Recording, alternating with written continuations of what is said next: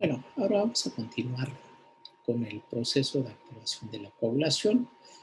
Vamos a hacerlo de la forma más didáctica posible. Es un fenómeno muy importante, forma parte del sistema de la hemostasia. Tenemos el primer fenómeno del sistema global, que es la hemostasia, que es la primaria, y forma parte de la hemostasia secundaria en este proceso de la coagulación.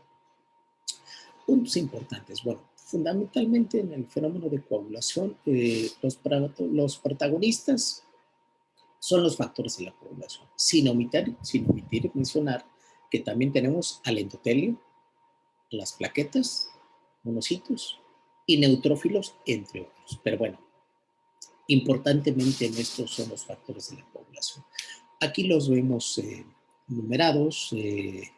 La numeración no tiene que ver nada con la forma como interaccionan en los procesos de activación de la coagulación. Los números que se les fueron otorgando fueron como se fueron describiendo progresivamente. La decisión es que fueran números romanos. Tenemos el factor 1 fibrinógeno, el factor 2 protrombina, el factor 3, bueno, pues conocido como tromboplastina tisular o factor tisular. El factor 4 quedó desierto porque en realidad era el calcio. El factor 5, proacelerina. El factor 6 no existe porque en su momento al que se le denominó como factor 6 en realidad era el factor 5 activado. Y bueno, no se corrió la numeración porque ya habían sido escritos otros factores. Tenemos al factor 7, factor 8, factor antihemofílico A, factor 9, antihemofílico B, factor 10, factor Stuart-Prauer, factor 11, adyacente tromboplastínico de plasma, el factor 12, el factor de Hagemann, el factor 13, estabilizante de la fibrina, y tenemos al factor Fitzgerald, que es sinógeno de alto peso molecular, y factor Fletcher, que es la precalcitoína. La importancia, bueno, que el fibrinógeno es una molécula muy grande, igual que el factor 5 y el factor 8. Son los más grandes.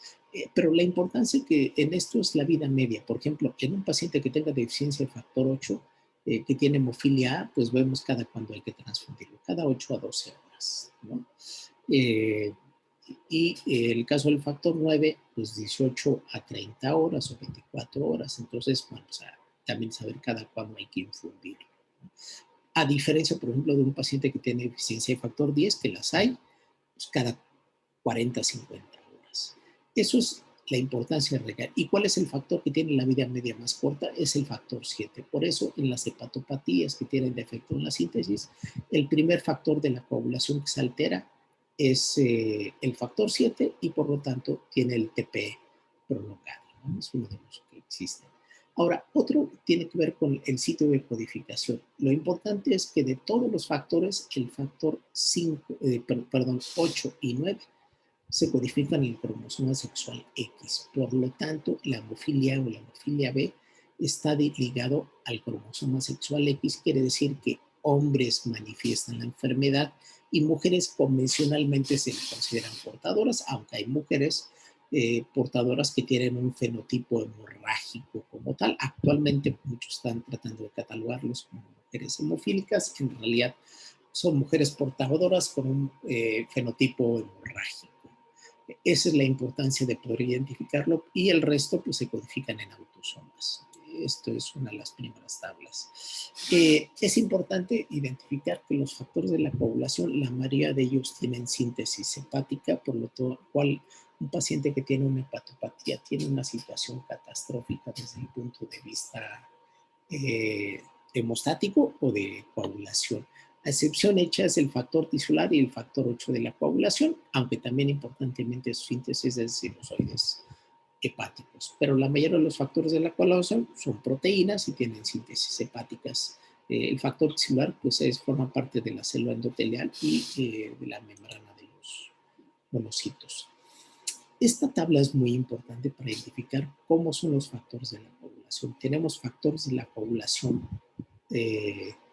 que son proteasas de serina y que son transglutaminasas. Entonces tenemos factores de coagulación que son enzimas proteolíticas cuyo sitio activo está en el aminoácido serina que son K-dependientes y no K-dependientes. Entonces, ¿cuáles son los enzimas proteolíticas que son K-dependientes? 2, 7, 9 y 10, que necesitan al calcio, necesitan un proceso de gamma carboxilación para ser activos. Pero tenemos también enzimas proteolíticas que no son K-dependientes, como es el factor Fletcher o la precalicreína, factor 2 y factor 11. Y tenemos un factor de la coagulación que no es proteasa de serina y tampoco es K-dependiente, como es el factor 13. Pero esto es muy importante enfatizarlo y ahorita vamos a ver por qué son K-dependientes. 2, 7, 9 y 10. Tenemos cofactores plasmáticos como es el 5 y 8, que son cofactores, y el sinógeno alto peso molecular, y celulares, que es el factor tisular y la tromboglobulinina, y el sustrato es el fibrinógeno. Aquí vemos la similitud que tienen los factores 2, 7, 9 y 10, que son estos primeros 4, ¿no? Entonces son proteasas de serina. Estos primeros 4 son K-dependientes, requieren un proceso de gamma carboxilación para convertirlos en una forma activa. También tenemos otras proteasas de serina que no son K-dependientes, como el factor 11, el factor 12, y ya les había enfatizado la precalicreína. Ahora, ¿por qué son K-dependientes? Porque necesitan un proceso en el cual se requiere la vitamina K. Entonces, la vitamina K se requiere para el proceso de carboxilación. Por ejemplo, el ejemplo puede ser un K dependiente. Por ejemplo, puede ser el factor 2, que es la trombina, o el factor 10. Entonces, una vez que hay factor 10, puede estar ya sintetizado, el hígado lo sintetizó, pero necesita el fenómeno de carboxilación que se lo produce una vez que hay vitamina K. Entonces, una vez que hay vitamina K, lo que se va a hacer es una carboxilación en posición gamma para transferir ácido glutámico en posición gamma, y que esta posición les va a permitir que el calcio se pueda anclar al factor de la coagulación. Por eso estos factores requieren la vitamina K para que permita anclarse al calcio, y una vez que hay calcio, este factor más calcio puede anclar a la superficie de la célula endotelial, de las plaquetas, del monocito, y ser activos. Si este proceso de carboxilación no existe, el factor no es activo. No es que no esté ahí, está presente, pero no sirve, no es activo. Entonces, ¿qué requiere? Requiere de la vitamina K para llevar a cabo el proceso de carboxilación y que se le pueda unir el calcio. Por eso estos factores son muy importantes, el 2, 7, 9 y 10, ¿no? Por ejemplo, la trombina, que es la enzima más importante. Si no hay vitamina K, no se sintetiza trombina, entonces el paciente empieza a sangrar. Entonces, esto es un fenómeno importante. ¿Cómo se inhiben? Pues con los famosos anticoagulantes orales de tipo cumarina, como es el caso de la sinocumarol o la warfarina. Como bloquean a la vitamina K, con un proceso enzimático de la vitamina K, no se genera vitamina K, no se lleva a cabo el proceso de carboxilación, y lo convierte en un poderoso anticoagulante, los cumarínicos, ¿no? Bloquean al factor 10, bloquean al factor 2, la trombina, que es el verdadero mecanismo anticoagulante, claro, más al factor 7 y el factor 9. Entonces, este es el verdadero mecanismo anticoagulante. Entonces, recordemos por qué son factores K-dependientes, es fundamentalmente gracias a estos fenómenos que se conllevan. Ahora, de manera práctica, ¿cómo se lleva a cabo el proceso de activación de la coagulación? Para entenderlo, pues vamos a ver cómo surgieron las teorías de una manera muy, muy pragmática.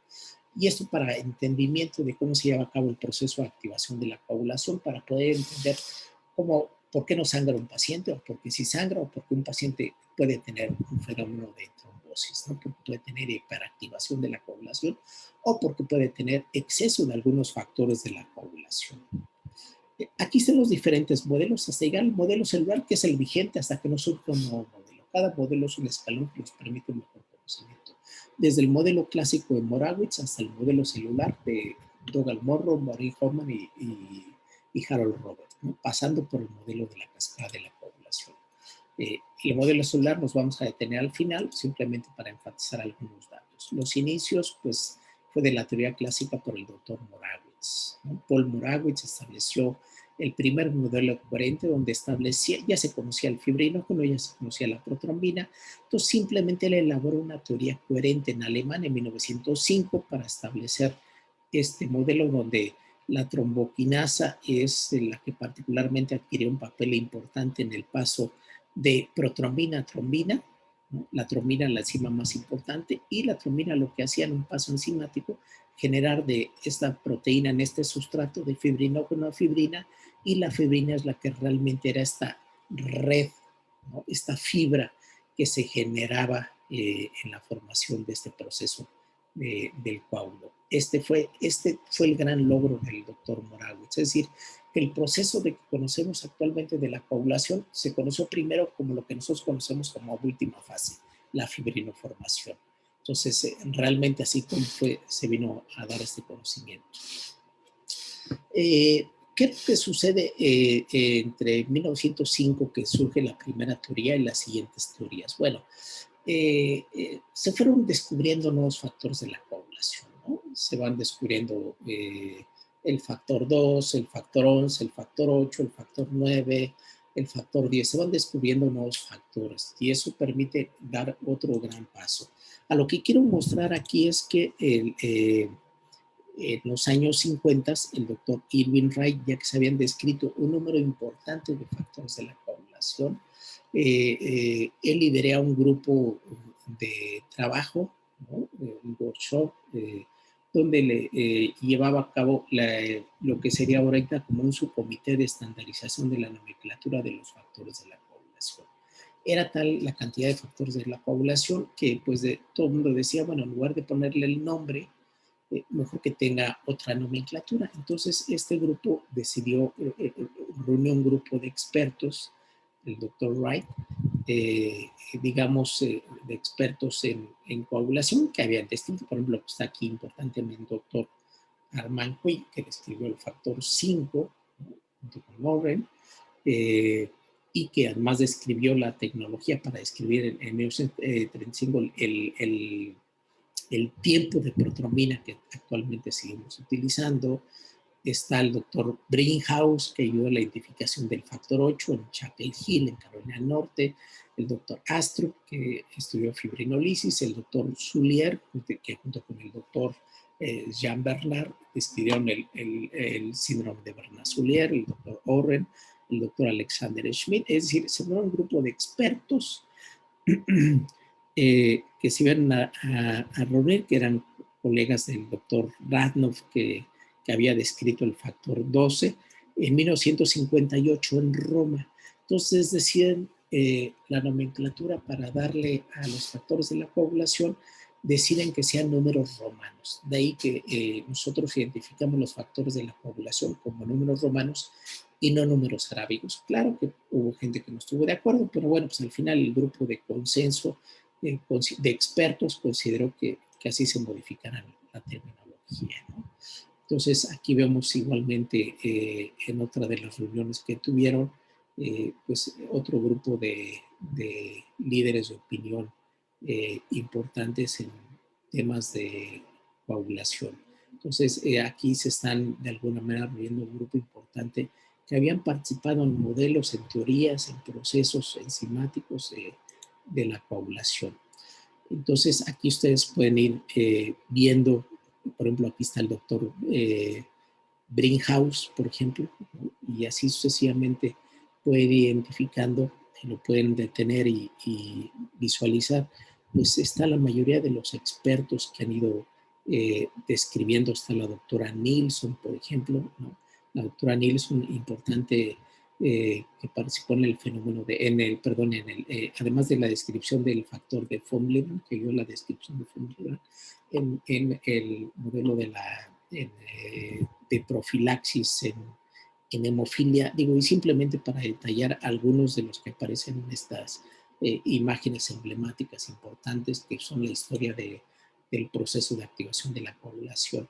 Entonces, son los nombres que tenían, que ya los mencionamos al principio, y con los 1 fibrinógeno, 2 protrombina 3, tromboplastina 4, lo que les decía el calcio, el 6, pues en realidad era el factor 5 activado, el 7 la proconvertina, el factor 8 antihemofílico A, antihemofílico B, el factor de Stoller-Praguer, el centro plastínico del plasma, el factor de Hagen. Entonces aquí tenemos a los factores de la coagulación, que ya se los he mencionado. Lo importante es, además de saber que algunos son moléculas muy grandes, la vida media que tienen. Si ustedes quieren aprender la concentración plasmática, bueno, el factor tisular se dice 0, pero bueno, son concentraciones mínimas, son picomolares, porque bueno, pues permite su identificación, y porque forman parte integral de la membrana de las células. Y factor 8 y 9 forman parte estructural ligado al cromosoma sexual X. El siguiente gran modelo, una vez que teníamos el modelo de clásico Morawetz, es el modelo de la cascada de la coagulación, donde dos grupos independientes, por un lado el doctor Macfarlane en 1964 de Oxford, y otro grupo angloamericano, el doctor Radnoff, que escribió el factor 12 junto con el doctor Baby, describen en artículos independientes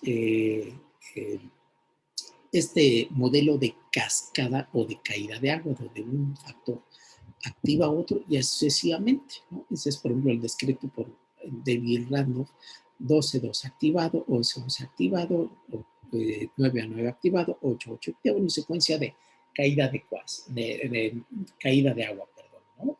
Uno le llamaban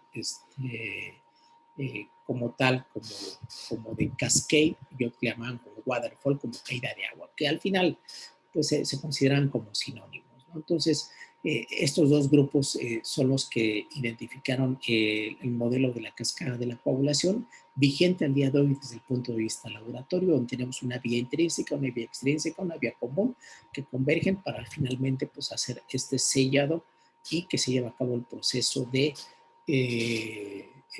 formación de la fibrina, ¿no? Entonces, aquí es importante, por ejemplo, el doctor Macfarlane, cómo hace la descripción importantemente en relación a este fenómeno. Y por otro lado, el artículo que fue publicado por el doctor Radnoff, bueno, perdón, es el mismo de Macfarlane, y posteriormente el artículo de David Radnoff, donde escriben lo que actualmente conocemos como la vía intrínseca. Ahí está nuevamente el doctor Radnoff. Y el artículo original, una fotografía del artículo original, cómo fueron integrando todos estos fenómenos para considerar su modelaje. Entonces, actualmente pues sería la vía intrínseca, ¿no? Aquí está descrita, vía intrínseca más vía común para finalmente llegar a la fibrina. Aquí lo veríamos, dos vías, intrínseca, extrínseca, una vía común, ¿no? Vía intrínseca factor 12, 12 activado, 11, 11 activado, 9, 9 activado, factor 8 que es un cofactor, vía común 10, 10 activado, y vía común, vía extrínseca, factor celular factor 7, converge factor 10, 10 activado, 10 activado, factor 5 que es un cofactor, protrombina, trombina que es el factor 2, fibrinógeno, fibrina, y estabilización a través del factor 13 y polinización de la fibrina. Entonces tenemos vía intrínseca, extrínseca, una vía común. Entonces esto lo seguimos utilizando desde el punto de vista laboratorio, porque sabemos que el TTP valora vía intrínseca y el TP es valorado por la vía extrínseca y los dos por la vía común y la fibrinoformación a través del tiempo de trombina. Aquí tenemos, por ejemplo, lo que sería la vía intrínseca y cómo el factor 12 pasa a ser 12 activado por una superficie de contacto o por cargas negativas o por plaquetas, lo activa. La superficie la activa fácilmente, ¿no? Por eso es la parte interna, o el sinógeno alto peso molecular. El factor 12 activado activa el factor 11 para seguir con el proceso de coagulación. Pero también el factor 12 va a activar a la precalicreína para que forme calicreína, y la calicreína va a hacer que pase de plasmina a plasmina, y la calicreína va a hacer que pase sinógeno alto peso molecular a cininas, y el factor 12, por lo tanto, activa cininas y activa fibrinólisis. Y también activa complemento, entre otras cosas. Entonces, el factor 2 o la fase de contacto tiene un papel importante como multiactivador. Uno de ellos es la función que tiene sobre el proceso de activación de la coagulación. Ahora, siguiendo en ese modelaje, vamos a pasar al siguiente gran modelo, que es el modelo vigente actualmente, llamado también modelo celular. Este modelo celular pues, fue descrito hace algunos años en el cual puntos relevantes, donde se inicia por el factor tisular, ya no es el factor 12, sino el factor tisular que se encuentra en la membrana de monocitos endoteliales y también en microvesículas, se liberan, y fue descrito por Maureen Hoffman, Dougal Monroe y Harold Roberts en Carolina del Norte. Aquí vemos los tres autores de este modelo celular vigente al día de hoy, ¿no? Y bueno, en otra de las fotografías donde se ve que, bueno, pues es un modelo que ahorita vamos a describir, que es el vigente con algunas adecuaciones que se han ido modificando. Pero bueno, el doctor Harold Roberts, el tutor de ellos, estaba en Chapel Hill, Carolina del Norte. Ellos están actualmente en Duke, muy cerca de Chapel Hill, ¿no? Entonces, los conceptos relacionados al modelo celular de la activación de la coagulación, donde, como ustedes ven esa imagen, se fundamentaban en fases, una fase de iniciación, una fase de amplificación, y aquí sigue la amplificación, y luego viene una fase de propagación, donde el protagonista fundamental era el factor tisular. Una vez que había factor tisular, se le unía al factor 7, y el factor 7 iba a activar, para que hubiera factor tisular, factor 7 activado, pasara de 10 a 10 activado, y el factor 10 tenía la capacidad de activar a factor 5 en pequeñas cantidades, entonces forma un complejo de activación para formar protrombina a trombina, y la trombina en pequeñas cantidades en esa fase de iniciación, disociar el factor 8 del von Willebrand, activar y modificar al factor 8, es decir, separa el von Willebrand, activa factor 11, activa factor 5, es decir, activa dos cofactores 8, 5, activa una proteasa de serina no dependiente, que es el factor 11, y también activa plaquetas a través de receptores PAR. Entonces tenemos la fase de iniciación, la fase de amplificación, producto de la trombina. Entonces, esta es la imagen, pero ahora traslademos en una parte visualmente más didáctica. La fase de iniciación, ¿en qué consiste? Un estímulo hace que el factor tisular lo que va a hacer es activarse a exponerse sobre la superficie, pone sitios de unión, entonces en ese momento llega y se le une el factor 7. Entonces aquí tenemos un complejo de iniciación que es factor tisular, superficie celular y calcio, porque el 7 es un factor K dependiente, necesita calcio. Entonces tenemos un complejo de iniciación que va a actuar sobre el factor 10 para activar el factor 10, de 10, 10 activado. Entonces, una vez que hay factor 10, que es K dependiente, que necesita calcio y la superficie, el factor 10 tiene la capacidad de activar al factor 5 en pequeñas cantidades, que es un cofactor. Entonces, 10 más 5 van a ser un complejo simbático sobre una superficie celular, puede ser el factor celular, el endotelio, monocito, o incluso puede ser las plaquetas, que también se sabe que tiene factor celular. Y es el complejo 2-asa protrombinasa, que va a pasar de 2 a 2 activándolos. Objetivo de la fase de iniciación, generar trombina. Entonces, ese es el objetivo, de una forma rápida, porque se requiere. Aquí lo vemos, el factor tisular, pero una vez que hay factor 10, ¿qué es lo que sucede? Una vez que hay factor 10, el factor 10 va a ser que se le une un poderoso inhibidor, que es el inhibidor de la vía del factor tisular. Entonces, este complejo inhibidor de la vía del factor tisular más factor 10 van a apagar al factor tisular. Entonces, al momento que se apaga el factor tisular, se frena la fase de iniciación. Aquí está, ya se apagó, ya no existe factor tisular más. Entonces, ya no se puede generar más trombina. Ya todo este fenómeno de iniciación está parado, pero se generó pequeñas cantidades o microdosis de trombina. Para la fase de amplificación, aquí ya está bloqueado, ya, porque está el inhibidor. Entonces, una vez que hay trombina, ¿qué genera esta pequeña cantidad de trombina? Activa factor 8, lo separa de von Willebrand, activa factor 11, activa plaquetas a través del receptor par 1 y par 4 y activa factor 5. Esa es la fase de amplificación, activando más plaquetas, que per se pueden haber ya más plaquetas activadas, producto del daño que puede existir en el vaso. Ahora, por otro lado, sabe que el factor tisular y factor 7 también activa el factor 9 en pequeñas cantidades. Tiene este potencial de activarlo. Pero la trombina viene a ser como Eh, un centro delantero es un gran activador, reparte el juego, es como un quarterback, es un multiactivador de la coagulación, ¿no? O el Messi de la coagulación puede ser la trombina, ¿no? Reparte el juego.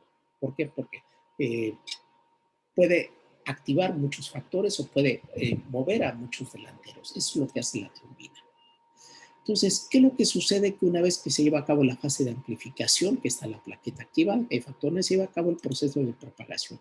El factor 11 que viene de la activación previa de la trombina genera más factor 9, 9 activado, se va a unir sobre la superficie de plaquetas activadas, se va a unir al factor 8, que es el cofactor, que viene de la activación previa de la trombina sobre la superficie celular. Esta es la actividad procoagulante de las plaquetas para que se unan los complejos enzimáticos y van a generar el complejo 10-asa para formar más factor 10, y el factor 10 se va a unir a otro complejo que es el factor 5, que viene de la activación previa a la trombina, se va a unir a las plaquetas, que es la actividad procoagulante de las plaquetas, y se forma el complejo 2-asa protrombinasa. Entonces se genera la gran explosión de trombina, grandes cantidades de trombina, para formar al final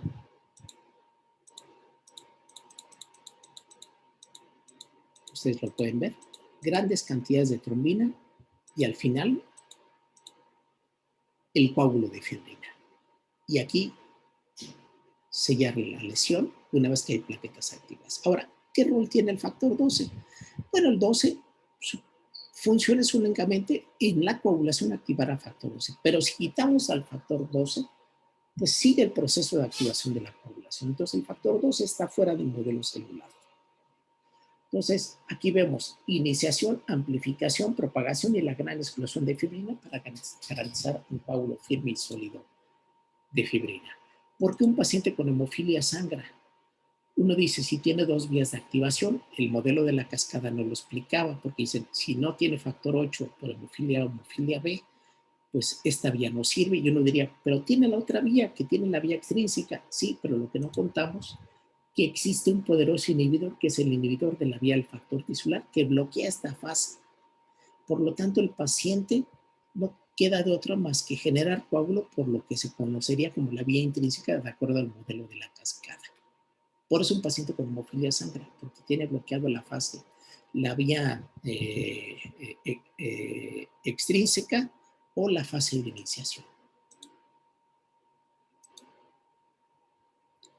Y aquí lo vemos. En realidad, de acuerdo al modelo celular, ¿por qué un paciente con hemofilia sangra? Porque está dañada la fase de propagación. Un paciente con hemofilia sangra porque no puede generar trombina, genera muy poca trombina. No está dañada la fase de iniciación, no está dañada la fase de amplificación, y está dañada la fase de propagación en el paciente con hemofilia.